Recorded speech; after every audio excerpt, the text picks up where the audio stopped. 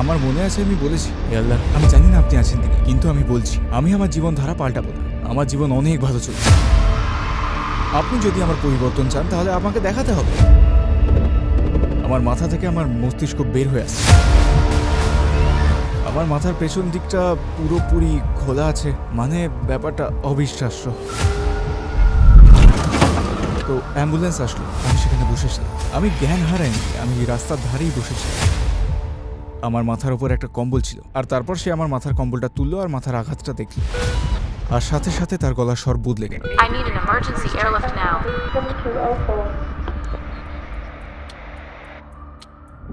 আসসালামু আলাইকুম ভাই রহিম, আমাদের আমন্ত্রণ গ্রহণের জন্য ধন্যবাদ। রহিম জানকে দিয়ে শুরু করা যাক এবং আপনার জীবনের ব্যাপারে সংক্ষিপ্তভাবে আমাদের বলবেন। আমার জন্ম লন্ডনে। আমি একটা মিশ্র পরিবেশ থেকে এসেছি। আমি অনেক অনেক ধরনের কাজ, অনেক চাকরি, অনেক ধরনের ইন্ডাস্ট্রিতে কাজ করেছি। আলহামদুলিল্লাহ, আল্লাহ আমাকে এদিক ওদিক নানান দিকে পাঠিয়েছেন, আর ইনশাল্লাহ আমি আশা করি এটার অনেক কিছু আজকের আলোচনার মাধ্যমে উঠে আসবে ইনশাল্লাহ।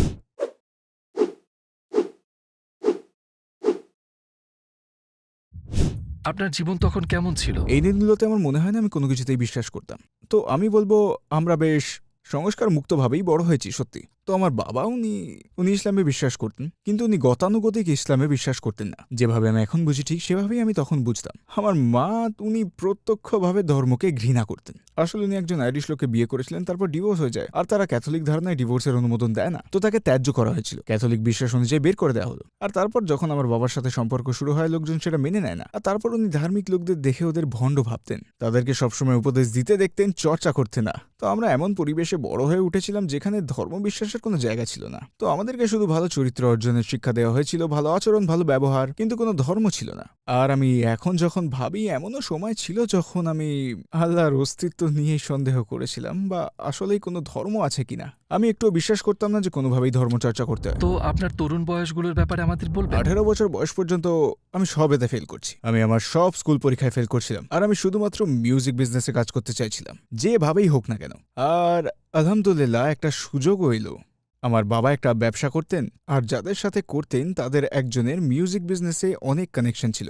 আমি তার সাথে কথা বললাম এবং বললাম, প্লিজ, আমি বললাম শুধু আমাকে কোনোভাবে ঢুকিয়ে দিন, শুধু দরজাটা দেখিয়ে দিন, বাকিটা আমি দেখে নেবো, শুধু ঢুকিয়ে দিন। তারপর কারোর সাথে কথা বলে সে ম্যানেজ করলো, আর আমি একটা মিউজিক প্রমোশন কোম্পানিতে কাজ শুরু করলাম। আমি খুব খুশি ছিলাম, মনে হচ্ছিল আমি পুরো পৃথিবী পেয়ে গেছি। আর তাও আমাকে আমার পরের চাকরিতে নিয়ে গেছিল, যেটা একটা চমৎকার কাজ ছিল। আমি যে কোম্পানিতে কাজ করছিলাম, আমরা স্টিভি ওয়ান্ডারের প্রমোশন করার চুক্তি পেয়েছিলাম। আর প্রধান যে ব্যক্তি, প্রজেক্ট ম্যানেজার যিনি তা চালাচ্ছিলেন, আমাকে ফোন করলেন আর বললেন, তুমি কি তোমার এখনকার চাকরি ছেড়ে আমার সাথে কাজ করতে চাও? আর আমি বললাম, কাজটা কি তার উপর নির্ভর করে? আর সে বলল, আমরা যুক্তরাজ্যে মোটাউন রেকর্ড চালু করব। এটা স্বপ্ন সত্যি হওয়ার চেয়েও অসাধারণ ছিল। মোটাউন ইতিহাসের সবচেয়ে বড় রেকর্ড লেভেল। মোটাউন নামটা কোথাও থাকা, বিশেষ করে একটা বিজনেস কার্ডে মোটাউন রেকর্ডসের নামটা থাকা, আপনি কোথাও গেলে এই কার্ডটা দেখালে সম্ভাবনার দোয়ার খুলে যায়। আর আমি সেই মোটাউন রেকর্ডসের একটা নতুন ভার্সন যুক্তরাজ্যে চালু করতে যাচ্ছিলাম। কোন নির্দিষ্ট মুহূর্তটি আপনাকে ইসলামের কাছে নিয়ে এসেছিল? আমার মনে হয় একটা বিশেষ মুহূর্ত ছিল, তখন আমি একটা পার্টিতে ছিলাম, বুঝলে, গান বাজনা, লোকজন সবাই ছিল, আর বেশ বড় পার্টি ছিল। আর আমার চাচা, উনি সম্প্রতি ধার্মিক হয়েছিলেন, আর তখন রমাদান চলছিল, আর আমি জানতামও না সেটা। আর উনি আসলেন, পার্টির দরজায় কড়া নাড়লেন। উনি জানতেন আমি আছি। তারপর উনি আমাকে ডাকলেন আর বললেন, আমি চাই তুমি মসজিদে আসো। আমি বললাম, আমি আমার বন্ধুদের সাথে আছি। বললাম, প্লিজ চাচা, আর একদিন যাব, আজকে না। আর উনি বললেন, না আজ। আর আবার আমি বললাম, আমি যেতে পারবো না। আর উনি বললেন, আমি তর্ক করতে আসিনি, আমি বলছি। আর আমি জানতাম না তখন লাইলাতুল কদর ছিল। আর উনি আমাকে এলাকার মসজিদে নিয়ে গেলেন। আর এটা তখন যখন আমি মোটাউন রেকর্ডসে ছিলাম। আর সেই সময়টা আমার জীবন আশাতীত রকমের ভালো ছিল বলে আমি মনে করতাম। আর আমার মনে আছে কুনুতের দোয়াটা, আর আমি যোগ দিইনি তাতে। আমি মসজিদের পেছনে বসেছিলাম, তারপর শক্তিটা উপভোগ করলাম। আমিন আমিন আমিন। আমার মনে আছে আমি সেখানে বসে বললাম, দেখুন আল্লাহ, আপনি আসেন কি নেই জানি না, কিন্তু আমি বলছি আমি এই জীবনধারা ছাড়ব না। বললাম, না, সবকিছু অনেক ভালো চলছে। বললাম, আপনি যদি আমার জন্য এটা চান তাহলে আপনাকে কিছু করতে হবে, আপনাকে কিছু দেখাতে হবে। ঠিক তখন থেকে সবকিছু নিচে নামতে শুরু করলো, তারপর নামতেই থাকলো আর নামতেই থাকলো, যে পর্যন্ত না আমি সত্যি ভয় পেলাম যে আমি পাগল হয়ে যাচ্ছি। আমি ঠিকঠাক মতো চলতেও পারছিলাম না, আমি কাজ করতে পারছিলাম না, কিছুই করতে পারছিলাম না। আমার সম্পর্ক নষ্ট হয়ে যাচ্ছিল, সব কিছু খারাপ হয়ে গেল, আর আমার কাজও গেল, সব খারাপ হচ্ছিল। আর সত্যি তখন আমি একটা বেঞ্চে পড়ে গেলাম, যা আমাকে একটা ব্রেকডাউনের দিকে ঠেলে দিল। আমি হারিয়ে গেছিলাম। আর মনে আছে একদিন আমার এক কাজিন, সে আমাকে নিয়ে আবার একই জিনিস করলো। সে আমার সেই চাচার ছেলে যে আমাকে মসজিদ নিয়ে গেছিল, সে আমাকে একজনের সাথে দেখা করাতে নিয়ে গেল, একটা ইমামের সাথে। আর আমার মনে আছে সেই ইমামটি আমাকে বারবার একই কথা বলছিলেন। উনি বলতে লাগলেন, কোনো নির্দেশনা ছাড়াই ভ্রমণ করছো তুমি। আর আমি অনুভব করলাম যে আমি চলছি, কিন্তু আমি জানি না আমি কোথায় যাচ্ছি। আমি জানতাম না জীবনের উদ্দেশ্য কি, আমি জানতাম না কোন জিনিসটা গুরুত্বপূর্ণ। মনে পড়ে একদিন ডিউটিরত অবস্থায় আমি ঘুমিয়ে গিয়েছিলাম। আমি চেয়ারেই ঘুমিয়ে গিয়েছিলাম।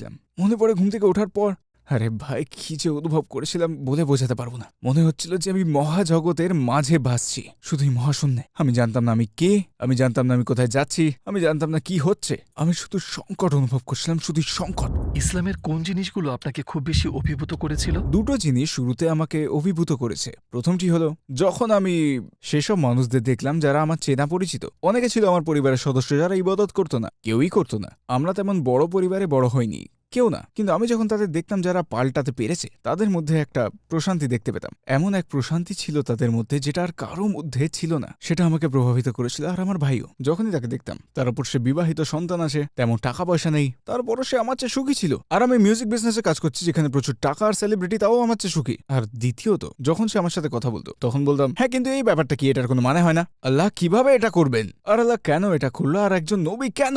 আমি তাকে জিজ্ঞেস করতাম, কারণ আমি বিশ্বাস করতে চাইনি। আর তার উত্তরে সবসময়ও বলতো, আল্লাহ কোরআনে এর সম্পর্কে বলেছেন, হযরত মুহাম্মদ সাল্লাল্লাহু আলাইহি ওয়াসাল্লাম বলেছেন। সে কখনোই তার বুদ্ধি, তার যুক্তি ব্যবহার করে তর্ক করতো না। সব সময়, প্রত্যেকবার, তাও তার উত্তর সব সময় সঠিক হতো। আর আমি ভাবি, সব সময় তার কাছে ঠিক উত্তর কিভাবে থাকে? আর আমি ভাবতাম ব্যাপারটা অসাধারণ। অর্থাৎ সে নিজে থেকে তর্ক করছে না, সে শুধু কুরআন আর সুন্নাহ থেকে আমাকে বলছে। কোন ঘটনাগুলো আপনার মধ্যে পরিবর্তন এনেছিল? আমার সেই মুহূর্তটা মনে আছে যখন সব বদলে গেল। আমি আপনাকে তারিখটা বলতে পারি, 1993 সালের 5ই অক্টোবর। আমি একটা বারে ছিলাম কিছু বন্ধুদের সাথে, আর মনে হচ্ছিল একটা প্যানিক অ্যাটাক আসছে। আর এরম অভিজ্ঞতা আগে কখনো আমার হয়নি।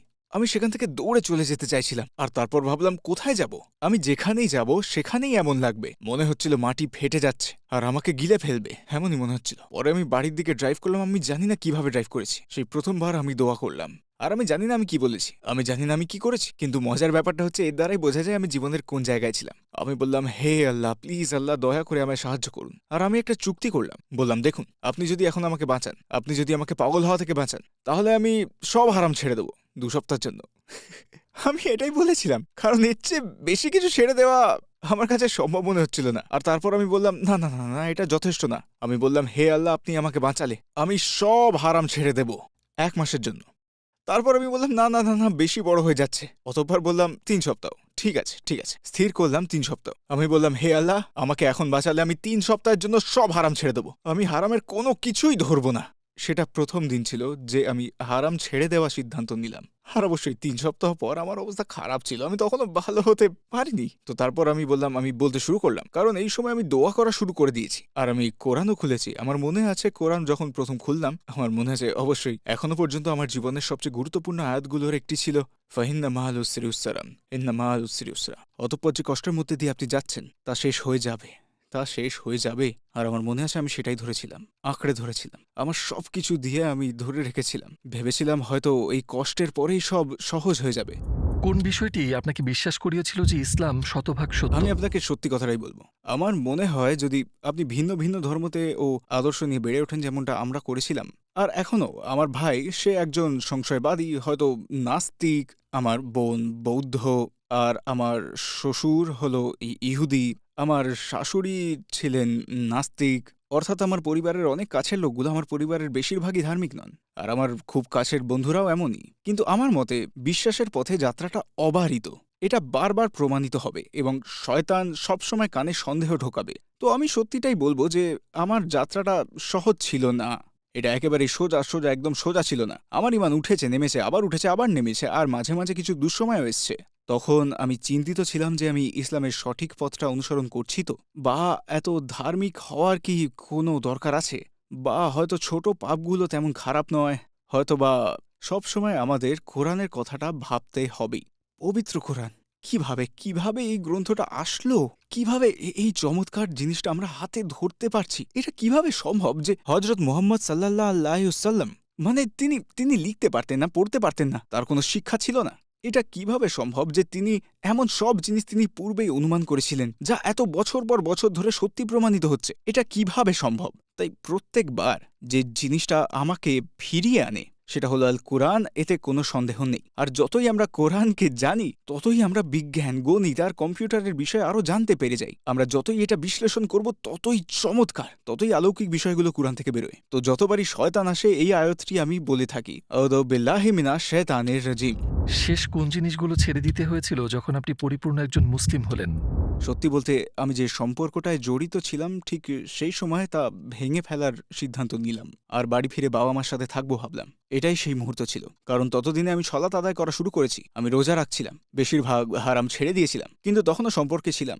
আর আমার মনে আছে আমি বলেছি যে আমি পারবো না, আমি উঠে ফজর পড়ে আমি আবার বিছানায় যেতে পারবো না, মানে আমি একেবারেই পারবো না। মানে আমার মাথায় বড় নিয়ন সাইনবোর্ডগুলোর মতো জ্বলজ্বল করে আমায় বলছিল, তুমি এটা করতে পারো না, তুমি ওটা করতে পারো না, এটাও করতে পারো না। কিন্তু তখনও সেটা করছি, তবে আমার মাথায় এটাই চলছে। ওটা খুব স্পষ্ট ইঙ্গিত দিচ্ছিল আর আমি না দেখার চেষ্টা করছিলাম, কিন্তু ব্যাপারটা খুব স্পষ্ট ছিল। তারপর আমি 100% নিশ্চিত হয়ে ইসলামের মাঝে আমি আমার পথ খুঁজতে থাকি। আর কোনো হারাম ছিল না, ওগুলো আমি ছেড়ে দিয়েছি। আর এটাই আমার জন্য একটা পথ নির্দেশক মুহূর্ত ছিল। আপনার পরিবার আর কাছের মানুষদের প্রতিক্রিয়া কেমন ছিল এই এত কিছু নিয়ে? আমার বাবা খুব চিন্তিত ছিলেন। উনি ইসলাম নিয়ে চিন্তিত নন, কিন্তু উনি চিন্তিত যে আমি গোঁড়া হয়ে যাচ্ছি। আমার মায়ের কাছে এটা অনেক বড় একটা ব্যাপার ছিল, অনেক বড় ব্যাপার, আর এটা আমাদের সম্পর্ককে অনেক প্রভাবিত করে। আমার মায়ের মন ভেঙে গিয়েছিল, আর সেটা হয়েছিল তার ধার্মিক মানুষদের সাথে থাকার কারণে। তারা মুসলিম, খ্রিস্টান বা যেই ধর্মের হোক না কেন, উনি ভেঙে পড়েছিলেন। উনি প্রায় যখন মুসলিমদের সাথে দেখা করতেন তারা খুব খারাপ ব্যবহার করত, আর ওনার খুব মন খারাপ হয়ে যেত। উনি আমার উপর চেঁচামেচি করতেন, উনি বলতেন আমি পাগল হয়ে যাচ্ছি, আর আমি জীবনের একটা দুর্বল মুহূর্তে আছি, আর লোকজন আমার থেকে সুবিধা ভোগ করছে।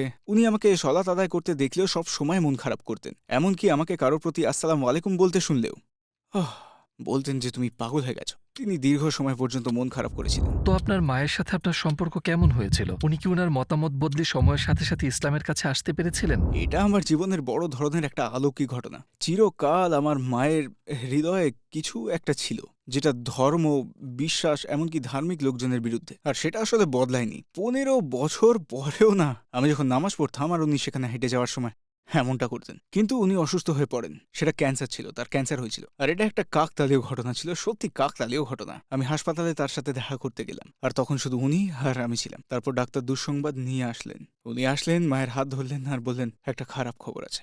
ঠিক এইভাবে। আর মা ওনার দিকে তাকে জিজ্ঞেস করলেন কতদিন, আর উনি বললেন এটা ঠিক বলতে পারছি না। আমি সেখানে বসেছিলাম, আসলে আমরা মাস নয় সপ্তাহের কথা বলছি। এটা খুব বেদনাদায়ক ছিল।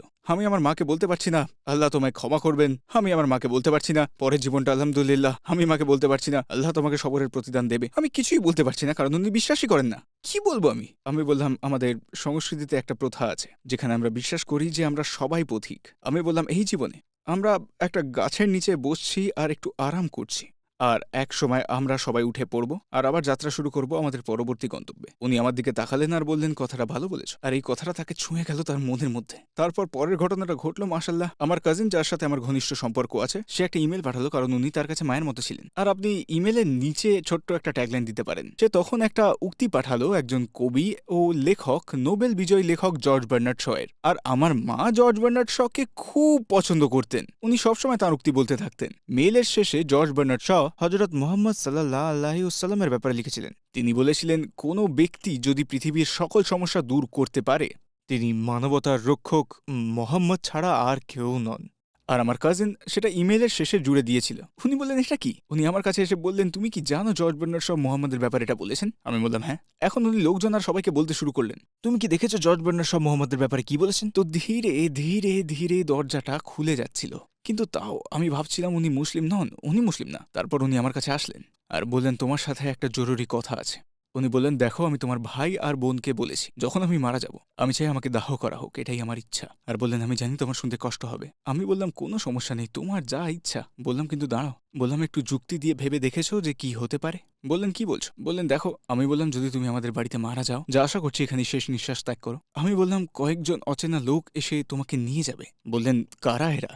বললাম এরা ভাড়া করা মৃতদেহ সৎকার করার লোক, তারা এসে তোমাকে নিয়ে যাবে, তারপর তোমার কাপড় খুলে নেবে। আমি বললাম তারপর তারা তোমার শরীরে কেমিক্যাল পাম্প করবে শরীর সংরক্ষণের জন্য। বললাম তারপর তারা তোমার চেহারায় মেকআপ করবে, তারপর তোমার চুল বেঁধে দেবে, তারপর তোমাকে জামা পরিয়ে দেবে, উনি বললেন, কারা কারা এসব লোক? আমি বললাম, এই পুরো জিনিসটা স্বাভাবিকভাবে 2 সপ্তাহ লাগতে পারে। উনি আমাকে বললেন, এর বিকল্প কোনো উপায়? আমি বললাম, তোমার ছেলেরা তোমাকে নিয়ে যাবে, আর কেউ তোমাকে দেখবে না, আর সারাক্ষণই তোমার মর্যাদা বজায় থাকবে। আমি বললাম, তারপর তোমাকে এই লোকাল সেন্টারে নিয়ে যাওয়া হবে। আমি বললাম, তোমার মেয়েরা তোমাকে ধুয়ে দেবে, আর বললাম তোমাকে একটা সাদা কাপড়ে মুড়ে দেওয়া হবে, আর বললাম তোমাকে 1 দিনের মধ্যেই মাটির নিচে দাফন করে দেওয়া হবে। উনি বললেন, তাহলে আমি এটাই চাই, তাহলে আমি এটাই চাই। আর আলহামদুলিল্লাহ তিনি আমার ভাই বোনকে ফোন করলেন, আর তারা বিশ্বাস করতে পারছিল না, কারণ তারা জানে তিনি ইসলাম পছন্দ করেন না। তিনি ধর্মই পছন্দ করেন না। এবার আমার একটা সমস্যা হয়ে গেল, তিনি মুসলিম নন। তো এখন আমার এইটা সমস্যা, বুঝলে? আর এবার আমি ভাবলাম, এবার আমি কি করব? আর এইসব আমার মাথায় ঘুরপাক খাচ্ছে। মানে এবার আমি কি করব? আমার মা মুসলিম না, কিন্তু উনি মুসলিম সৎকার চান। আমি ইমামের কাছে গিয়ে বলতে পারবো না আমার মায়ের জানাজা পড়ান, উনি মুসলিম নন। এবার কি করব? তো আমি যতবারই সুযোগ পেতাম, আর কঠিন ছিল, কারণ অনেক লোক দেখা করতে আসছিল। আমি চাইতাম সবাই চলে যাক, কারণ আমি এখান থেকে ওখান থেকে কয়েক মিনিট শুধু তার সাথে একটা কথা বলতে পারি। আর আমি আমার প্রথম সুযোগ পেলাম, যেহেতু তিনি নার্স ছিলেন। মেডিসিন ওনার পছন্দের বিষয় ছিল, উনি মানবদেহ নিয়ে ভীষণ আগ্রহ পোষণ করতেন। তো একদিন আমি তাকে বললাম, জানো শরীর যেভাবে কাজ করে এই বিষয়টা কত চমৎকার। আমি বললাম, তোমার মনে হয় এটা সম্ভব যে এটাকে তৈরি করা হয়েছে আর এটা এমনি এমনি হয়ে যায়নি?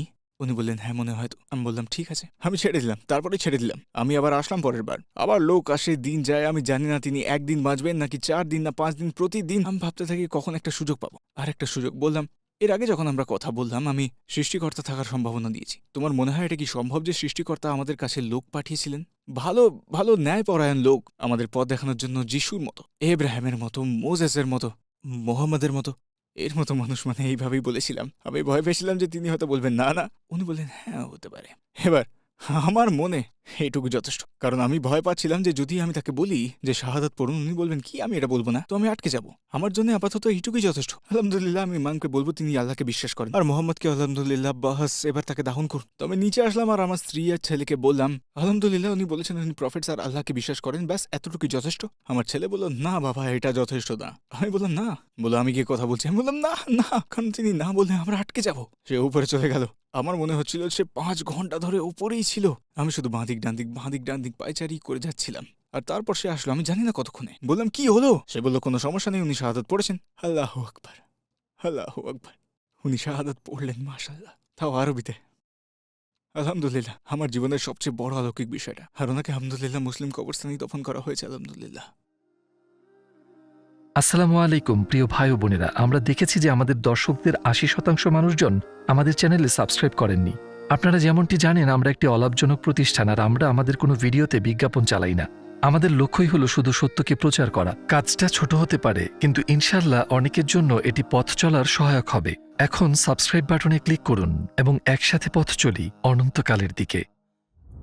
আপনার সবচেয়ে বড় চ্যালেঞ্জটি কি ছিল, যেটা আপনি একজন প্র্যাকটিসিং মুসলিম হওয়ার পর মুখোমুখি হয়েছিলেন? আমার জন্য সবচেয়ে বড় সমস্যা ছিল, আমি জানতাম আমি মিউজিক বিজনেসে ফিরে যেতে পারবো না। ওটা আমার স্বপ্ন ছিল, ওটাই আমার জীবন, ওটাই আমার পেশা ছিল। এটাই একমাত্র জিনিস যেটা আমি পারতাম, আর কিচ্ছু জানতাম না। আমি কোনো চাকরি ছিল না। আমি পিৎজা ডেলিভারি কিছু কাজ করেছি অবশ্য, আমি পিৎজা ডেলিভারি করতাম আর ট্যাক্সি চালাতাম, এইসবই করে বেড়াতাম। আমার একমাত্র বলার মতো কাজ এই মিউজিক বিজনেসই ছিল। আমি তখন বুঝে গিয়েছিলাম যে আমি সেখানে ফিরে যেতে পারবো না, কারণ আমার বেশিরভাগ কাজই নাইট ক্লাবে ছিল। আমি একভাবে ফিরে যেতে ভয়ও পাচ্ছিলাম, আমি ফিরে যাওয়ার ভয় পাচ্ছিলাম, কারণ আমি জানতাম আমার জন্য হয় এটা না হয় ওটা, আর আমি যদি সেখানে ফিরে যাই আমার ইসলাম শেষ, আমি জানতাম। আর এটা আমার জন্য সবচেয়ে কঠিন কাজ ছিল। আমায় আবার শুরু করতে হয়েছিল কোনো যোগ্যতা আর কোনো অভিজ্ঞতা ছাড়াই। আমাকে নতুন ক্যারিয়ার খুঁজতে হয়েছিল, একটা নতুন পথ, আর ওটা কঠিন ছিল। অনেক সময় পর্যন্ত সেটা কঠিন ছিল, আমি জানতাম না আমি কি করব। ইসলামের আগে আপনার জীবনের উদ্দেশ্য কি ছিল, আর ইসলামের পরে কি হলো? জীবনের উদ্দেশ্য ইসলামের আগে কোনো উদ্দেশ্য ছিল না। যেমনটা সেই ইমাম বলেছিলেন, কোনো গন্তব্য ছাড়া যাত্রা করছি। আপনি শুধু আছেন, আপনি অন্য প্রাণীর চেয়ে আলাদা নন। প্রাণীরা কি করে?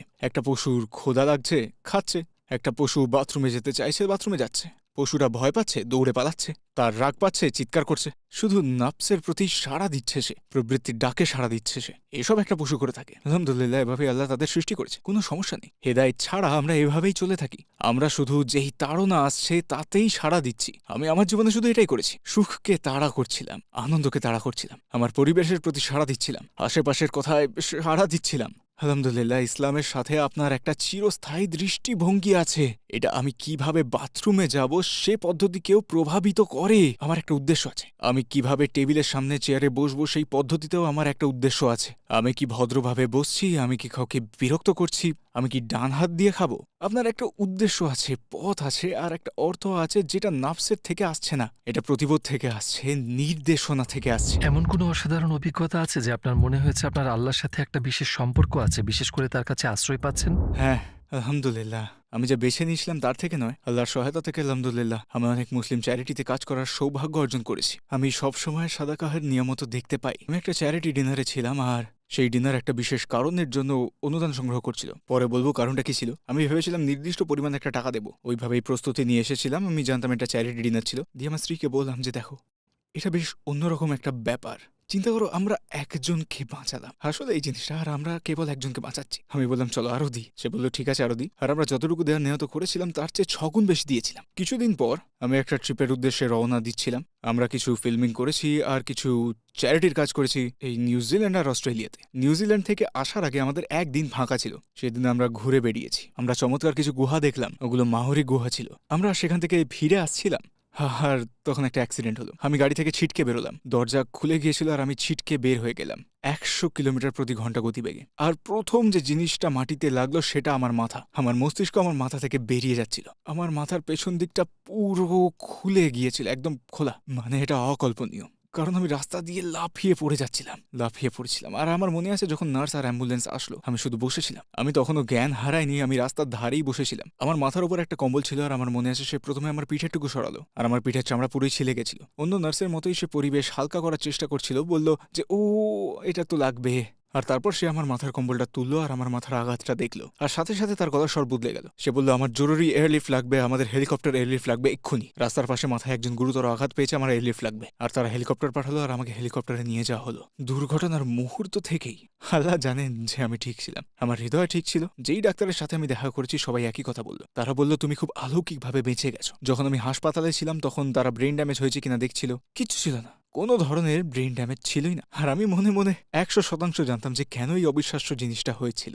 কারণ সেই চ্যারিটি ডিনারটা আমি নিউজিল্যান্ড আর অস্ট্রেলিয়ায় আসার ঠিক কয়েকদিন আগেই হয়েছিল, গাজাবাসীদের অর্থ সহায়তার জন্য। তখন ছিল 2014 সাল, আর আপনার নিশ্চয়ই মনে আছে 2014 গাজার হামলা। আর এই অনুদান করা হচ্ছিল ব্রেন প্রেশার সেন্সারের জন্য, গাজাবাসীদের ব্রেন ড্যামেজ থেকে রক্ষা করার জন্য। যখন তাদের ব্রেন ইঞ্জুরি হতো, সেই অনুদান এটার জন্যই ছিল, সেটা তাদের রক্ষা করার জন্য। আর আমি আমার স্ত্রীকে বলেছিলাম চিন্তা করো আমরা যদি একজনকে ব্রেন ড্যামেজ থেকে বাঁচাই। আলহামদুলিল্লাহ, আমি জানতাম, আমি 100% জানতাম যে আমার অনুদান আমাকে বাঁচিয়েছে। আলহামদুলিল্লাহ, সেটা আমার সাদাকা ছিল। রাসূল সাল্লাল্লাহু আলাইহি ওয়াসাল্লামের কোন গুণটি আপনাকে সবচেয়ে প্রভাবিত করেছে? সত্যি বলতে দুটো জিনিস। তিনি যদি চাইতেন তিনি রাজার মতো থাকতে পারতেন, তাকে বাঁচতে দেওয়া হয়েছিল। উনি চাইলে দাউদ আলী সালাম আর সুলেমান আলী সালামের মতো রাজা হতে পারতেন, প্রাসাদে থাকতে পারতেন, আর পুরো দুনিয়ার সমস্ত সম্পদের মালিক হতে পারতেন। আর তিনি সেসবের পরেও হাবিবুল্লাহ হতে পারতেন। এটা তার ব্যক্তিগত বৈশিষ্ট্য ছিল যে তার দুনিয়ার প্রতি কোনো ভালোবাসা বা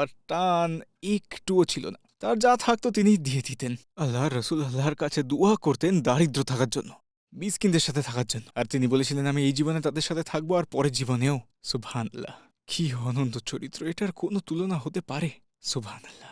আর তার দয়া, তার মানবতা, তার করুণা, এটা কিভাবে সম্ভব? যে ব্যক্তি আপনার উপর আবর্জনা ফেলছে আর আপনি তার স্বাস্থ্য নিয়ে চিন্তা করছেন। সে মহিলা আপনার উপর ময়লা ফেলছে আর আপনি তার ভালো মন্দ, তার স্বাস্থ্য নিয়ে চিন্তিত। এটা কোনো মানুষের হৃদয়ে থাকা কিভাবে সম্ভব? এতটা গভীর দয়া, এতটা সংবেদনা, এটা কিভাবে সম্ভব যে যখন আপনার প্রাণ প্রিয় আত্মীয় স্বজন, আপনার কাছের মানুষদের, আপনার প্রিয় বন্ধুদের অত্যাচার করা হচ্ছে, মেরে ফেলা হচ্ছে, এটা কিভাবে সম্ভব যে আপনার মনে কোনো জিঘাংসা নেই, যে আপনি সবাইকে ক্ষমা করে দিচ্ছেন? সুবহানাল্লাহ, এতটা দয়া, এতটা হৃদয়ের কোমলতা, সুবহানাল্লাহ। এখন কি ধরনের প্রজেক্টে কাজ করছেন? তো আমি এখন যেমনটা বলেছিলাম আল্লাহর রহমতে বেশ কয়েকটা চ্যারিটিতে কাজ করছি। এখন আমি একটা চ্যারিটির প্রতিনিধি হয়ে কাজ করছি যেটার নাম রিড ফাউন্ডেশন। তারা শিক্ষা নিয়ে বিশেষভাবে কাজ করে। তো তারা সিরিয়ান শরণার্থীদের নিয়ে কাজ করে। তাদের একটা প্রকল্প হলো স্কুল ইন আ বাস, কারণ ক্যাম্পগুলোতে কোনো স্কুল নেই। তো তারা একটা বাস বানিয়েছে যেটা আসলে একটা স্কুল, আর এই বাসটা ক্যাম্পে ক্যাম্পে ঘুরে বেড়ায়, মাশাআল্লাহ। আর সেখানকার শিশুদের পূর্ণাঙ্গ ক্লাসরুমের সুযোগ সুবিধা দেওয়া হয়। আলহামদুলিল্লাহ, আমি সেই প্রজেক্টে আছি। আমি ইসলাম চ্যানেলেও আছি, শীঘ্রই একটা পডকাস্ট শুরু করব তো আলহামদুলিল্লাহ আমি খুব উদ্গ্রীব আছি, কারণ আমরা সেটা কেমন কি হবে এসব নিয়ে কাজ করছি। আর একটা সম্ভাবনা আছে একটা সিরা অডিও বুক রূপান্তর করাবো। তো যুক্তরাজ্যে একটা বই লেখা হয়েছে ইংরেজিতে দ্য সিম্পল সিরা নামে। এটা একটা অধার্মিক মানুষ বা যারা চর্চা কম করে তাদের লেভেলের, বা যারা সিরার ব্যাপারে বেশি কিছু জানে না, তো তারা একটা অডিও বুক করছে আর তারা আমাকে সেই বইটা ন্যারেট করার একজন হিসেবে নিতে চাইছেন ইনশাল্লাহ। আমি সেই প্রজেক্টের জন্য উৎসাহিত আলহামদুলিল্লাহ। আপনার শেষ মন্তব্য হিসেবে কি বলতে চান? আলহামদুলিল্লাহ আমি আসলে একটা উপদেশ দিতে চাই সবার আগে, আর বিশেষ করে নিজেকে। বারবার মূল জিনিসগুলো অনুশীলন করুন। হযরত মুহাম্মদ সাল্লাল্লাহু আলাইহি ওয়াসাল্লামের জীবন থেকে আমাদের অনুপ্রেরণা নেওয়া উচিত। এসব দেখে যে তিনি কিভাবে কি করতেন, কিভাবে তিনি সন্তানদের দেখাশোনা করতেন, তার পরিবার তার স্ত্রীদের প্রতি আচরণ কেমন ছিল তার, আমরা তার উদাহরণ থেকে অনেক কিছু শিখতে পারি। আর আমরা সেটা আপনি শিখবো না, আমাদের পড়াশোনা করতে হবে, শিখতে হবে, আপনাকে পড়তে হবে, আপনাকে শ্রম দিতে হবে আল্লাহর কাছে যাওয়ার জন্য, সাল্লাল্লাহু আলাইহি ওয়াসাল্লামের কাছে যাওয়ার জন্য। আর তখন আল্লাহ দৌড়ে আমাদের কাছে আসবেন। আর এটা সত্যি আমার জীবনের অভিজ্ঞতা থেকে বলছি, প্রত্যেকবার আপনি আল্লাহর উদ্দেশ্যে ছোট্ট একটা ধাপ নেবেন আর আল্লাহ আপনার কাছে দৌড়ে চলে আসবেন। আর দুর্যোগের সময়গুলো এগুলোই ব্লেসিং। আল্লাহ আপনাকে ছোট্ট করে ধাক্কা দিচ্ছেন আর বলছেন চলে এসো, চলে আসো। আর আমি সবচেয়ে বড় যে জিনিসটা দেখি তরুণদের মধ্যে, সেটা হলো শয়তানের ধোঁকা। কারণ আমার গার্লফ্রেন্ড আছে, বা আমি গাঁজা স্মোক করি, বা আমি মদ পান করি, বা আমি নাইট ক্লাবে যাই, বা আমি আমি তাহলে ইসলাম আমার জন্য নয়। আমি পারবো না, পূর্ণ বিশ্বাস থাকলে আমি এগুলো করতে পারবো না। এটা একটা মিথ্যে, কেউ ভুলের ঊর্ধ্বে নয়। সত্যি বলতে ইসলাম পাপীদের জন্যই, যারা হারিয়ে গেছে ইসলাম তাদের জন্য, যার কিছু নেই এটা তাদের জন্য, এটা এমন মানুষের জন্য যারা ভাবে তাদের আর কোনো আশা নেই, তাদের জন্য হচ্ছে ইসলাম। আল্লাহ সব সময় আছেন। তো আপনি যদি সব না করতে পারেন, কিছুই না করে থাকবেন না, অল্প কিছু করুন, যাই করুন দরজা খোলা রাখবেন। এক কদমও যদি নিতে হয় নেবেন, পদক্ষেপ নিতে থাকুন ইনশাআল্লাহ, আর আল্লাহ সব সহজ করে দেবেন।